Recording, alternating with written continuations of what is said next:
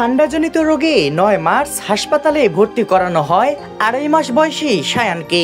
কিছুটা সুস্থ হওয়ার পর সারাক্ষণ খুনসুটিতে মেতে থাকতো সে। ১০ মার্চ হঠাৎ শিশুটির পাশে এসে বসে অচেনা এক নারী।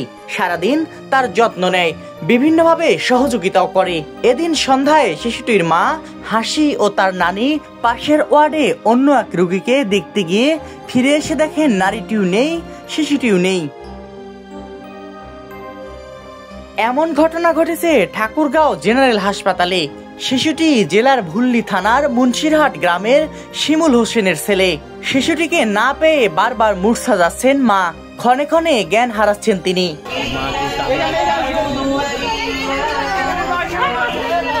এ ঘটনায় হাসপাতালের নিরাপত্তাহীনতাকে দায়ী করেছে শিশুটির বাবা শিমুল হোসেন। তিনি জানান, হাসপাতালের নিরাপত্তা যদি ঠিক থাকতো তাহলে এভাবে ওই নারী ছেলেকে নিয়ে পালিয়ে যেতে পারত না।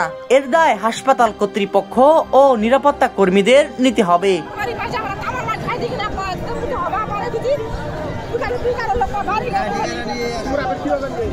বাচ্চাটার সাথে কে কে ছিল? বাচ্চাটার সাথে কে কে ছিল?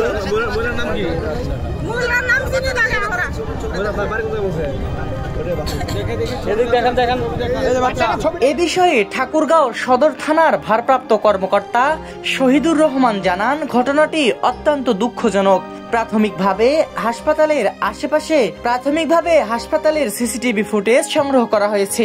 এছাড়া হাসপাতালের আশেপাশের এলাকা, বাস ও ট্রেন স্টেশনেও নজরদারি বাড়ানো হয়েছে।